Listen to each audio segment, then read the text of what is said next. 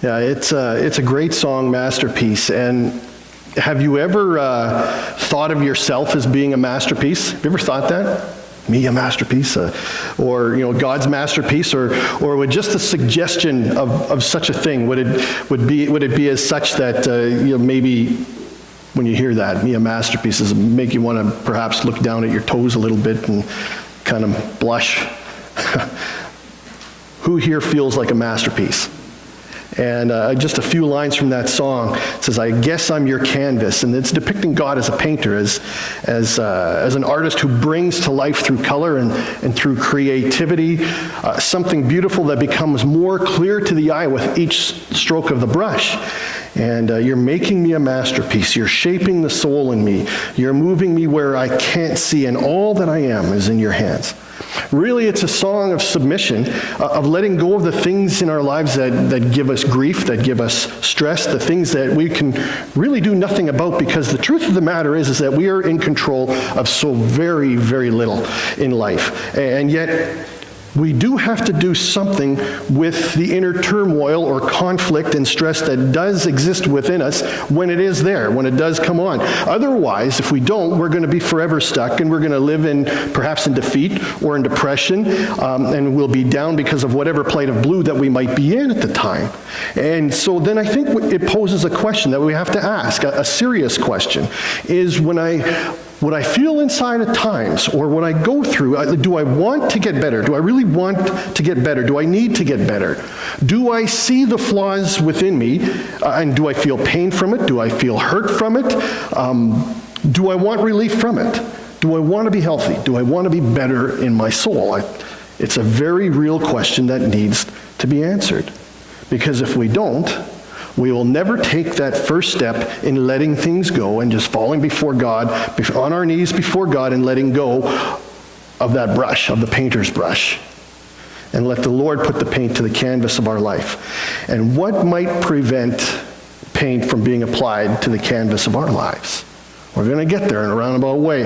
But here's one thing that seems to be something that was consistently a chronic problem throughout history as we see history from the pages of the Bible. And one of those things is how awful leadership could be at times, how awful kings and queens had been, and how awful the suffering that was caused by their actions, how it was. And now certainly not all kings and queens or rulers were bad or awful or selfish. Not all of them sought to accumulate more and more. Some of them were kind people, and they cared for people, and they looked after the people of whom they were governing that lived within their land. But many were not caring in that way. And the examples given of where they were not kind or considerate, but quite the opposite in being selfish, or what you would see is the suffering that was inflicted was so clear. And the picture they painted, it was clear, and it was not a picture of justice or of righteousness. And our Jeremiah reading was only 6 verses long, but it indicates poor leadership. Right in the opening line where it says, "Woe to the shepherds who destroy and scatter the sheep of my pasture." Now, Jeremiah was a prophet who lived during a very turbulent time period. And Israel, Judah had been invaded 2 times by the empire of that day, being Babylon, and their temples were torn down, and a large number of peoples were deported to Babylon, and they're exiled there as slaves to a land that was not their own at all. And much of the blame was laid upon the leadership. In fact, just prior in Jeremiah chapter 22, God condemns 3 kings of Judah who had governed unjustly and had exploited their people. And just as shepherds are to look after their sheep, look after their flocks, so too leaders are to do the same thing. They're to look after people, after their people, for the well-being of people. But instead, because of poor leadership, people were being scattered every which direction and driven away in Jeremiah's time. Now, it wasn't all on the leaders either. Like Jeremiah, while he rails against the rulers of the day, the kings and the queens and so forth. He's also clear in this too, that the people of the land, citizens in general, were not about justice and righteousness. They were chasing after whatever it was that could provide self-satisfaction, worshiping false gods, stepping on others to get ahead too. The heart of God for people, or the heart of God for people to love one another, that was not the heart of the people.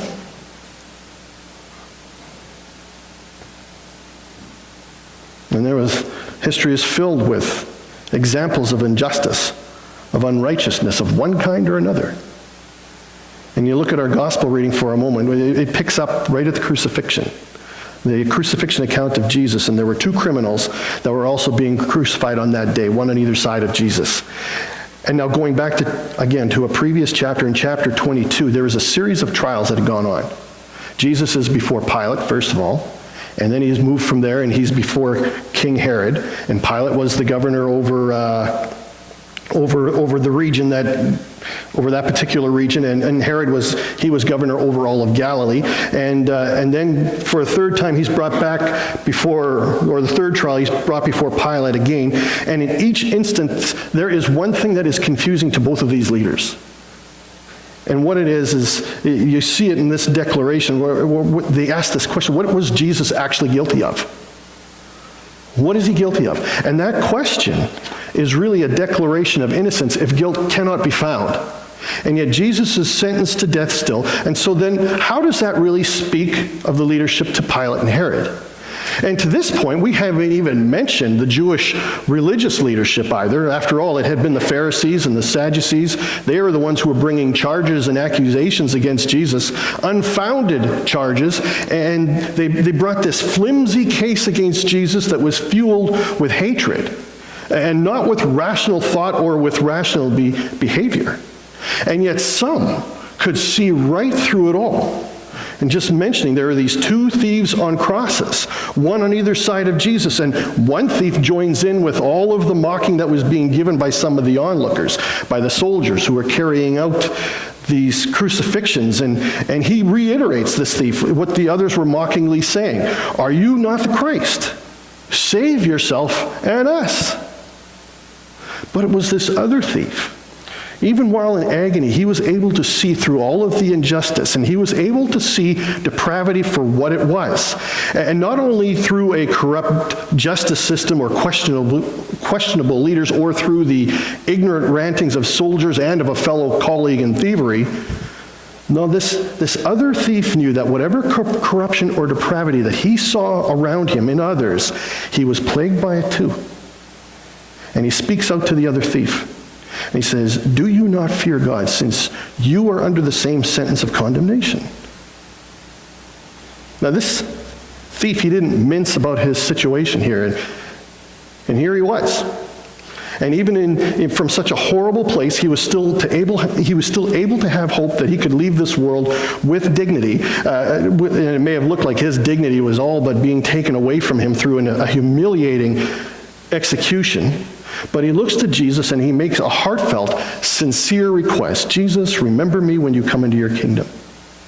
Now perhaps you're wondering, like, where is Tom really going here this morning? I mean, he was saying something about how bad leadership resulted in horrible things for Israel, but Israel ended up in Babylon not only because of poor leadership, but because the citizens were conducting themselves poorly. And fair enough. You know something? I wasn't really quite sure how I wanted to say things this morning either, but hopefully this makes sense. That throughout the years, the centuries, the millennia, there has been an ageless epidemic that has been the common denominator for all of the struggles that each person who has ever lived has had to endure. And that epidemic is sin. And talking about sin, it's not a simple conversation, and it would seem that not too many like to hear about it either, or even talk about it. Maybe it's because conversations of sin have been used to induce guilt or to manipulatively push people to behave in a certain way that is more acceptable.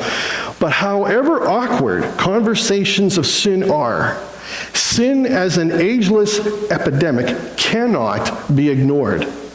And look through history. Biblical history provides a very transparent expose of sin as an epidemic. You have messy kings, queens, pharaohs, Herods, governors, pharaohs, and so forth, and messy people in general. Look in Genesis. A handbook of dysfunction would be harder to find than the book of Genesis. And when examining the passages of the Bible that tell the stories of messy people, seeing the selfishness, the violent and oppressive behavior, and how horribly people will treat one another, not only on a grand national scale, but even on an individual level, conflict between people. Like the story of Joseph and his brothers come to mind. And there are things that are seen that are so clearly unjust, so clearly unrighteous, and what can be said about it all? And we can look at it and we say, well, some of this stuff that happens between people and within the pages of the Bible, it's greed. You can see greed. You can see selfishness. You can see power-mongering.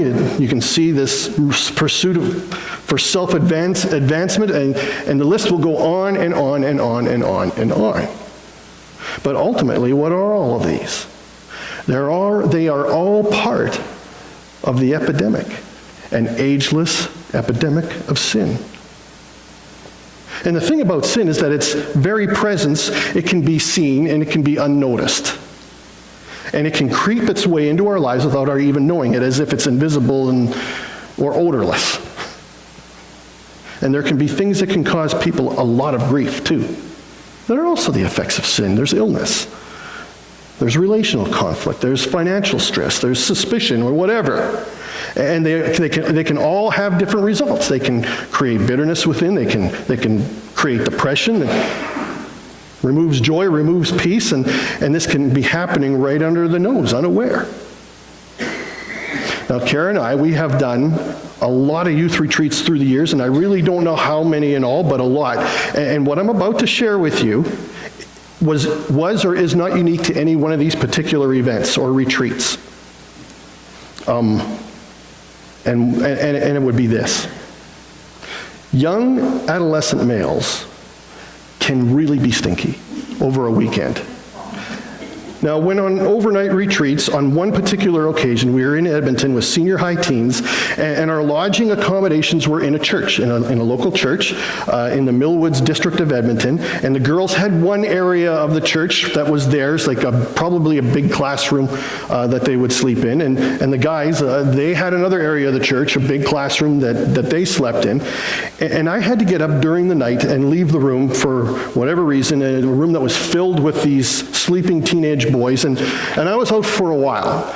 And when I returned and re-entered that room of sleeping adolescent teen boys, the stench was beyond repulsive. Now, just earlier, before I had left that room, I didn't even notice the stench. But once out of it for a while, in much cleaner air, returning to that room, the stench was more than obvious. And may I make this suggestion that this is exactly what sin is like. It grows unknowingly. And it can seem as invisible, odorless, normal, until you remove yourself from it and look at it from another perspective. And the thing about sin is that we cannot escape its presence either. It is all around us, and we are in control of so very little. Decisions or conduct or behavior of others, whether it be governing authority, whether it be ecclesial leadership. Some of what happens around us, it has the capacity to affect us negatively, and it can bring on disappointment. It can bring on bitterness. It can create grief. It can bring grief. And it was all brought in a way in which we had no control over. We didn't ask for it. And how about the effects of sin? Illness. Who among us here has ever asked to be sick? Whoever asks for cancer, I really want that. Or a heart attack would be pretty cool. No one lines up to become a stroke victim or an MS, or to deal with MS or diabetes or whatever. No one ever stands in line for this kind of stuff. No one ever asks for it. But there is a way to move through these kinds of things and other things too, other things that create grief and stress and so forth, to move through them and endure, where joy and peace maybe hampered, but it's not taken away from us. We can still have it, and how? I think in the same way as I did in that room with those kids years ago. By taking a step away for a little while from the stench of it all, and look deep within ourselves to find what it is that we are really bothered by, whether it's something physical or whether it's something spiritual, whatever it is that is grieving or troubling you or plaguing you, find it and see if you can trace it back to something more. And listen, it could be an experience from the past that lingers, a hurtful experience, where you've been hurt by some way or another, and whether you can trace your troubles back to a specific something or someone, it's going to do very little good in pointing a finger at that something or someone and say, that's the reason why I am the way I am. That's the reason why I hurt. That's it. And I'm not suggesting at all that people who inflict harm on another or who do wrong things that create needless stress or who inflict needless stress on another, I'm not saying at all that they shouldn't be held accountable, because they most certainly should. But the bitterness or the malice, the overall negativity, it's going to be a reality to feel those things. But these emotions and these places, we simply can't stay there, stuck there, because they will overrun us in time, and that's what sin does. It impregnates us with a mindset that blinds us to any hope for any relief, and it moves us further away from the joy and the peace that God has for you and I. And the truth is that, as that little song we sang earlier with the kids, that God turns sorrow into joy. And he takes what looks hopeless and bleak, and he turns it into something good, where he picks up brokenhearted people and he breathes life back into them again. And he continues creating beauty within his people too, making a masterpiece, bringing joy back into the hearts of people who were formerly held captive by an ageless epidemic, sin. The thing of sin too, it's been conquered by Jesus, who was crucified and who rose and who lives today. And as Paul said in Colossians, our Colossians reading, he is the image of the invisible God, the firstborn of all creation. And by him all things were created in heaven and on earth, visible and invisible, thrones, dominions, rulers, and all authorities. All these things were created through him and for him. And he holds all things together. He is the head of the body, meaning what? The church of you and I, and he surpasses all things. And in Jesus, the fullness of God himself dwells, who reconciles to himself all things, whether on heaven or on earth, making peace by the blood of his cross. And this all-powerful Savior is above all, and he's your Savior. So then what is in our lives right now that is so big and so looming that God cannot speak into it? The answer to that question is nothing. God has been about doing the impossible for a very, very long time. And when he was crucified, it was seen as this great victory for his accusers. And yet, it turns out to be the greatest victory there ever was. The greatest victory over sin. And sin is all around us still, but it does not have the final say, because sin and death and destruction and the devil himself have already been defeated. And you belong to God. You are his. So stay humble, stay true, stay repentant, and let God continue to paint a masterpiece onto the canvas of your life, shaping your very soul, moving you to places unseen. And that may seem unnerving to for those of us who don't like not being in control, but it's enough to know this. It's enough to know that all I am is in his hands, and that God is the artist who is putting paint to the canvas of our lives. Amen to that? Amen. Well, in closing, I'm going to ask if you would stand with me and if we'd sing, Lord, dismiss us with your blessing.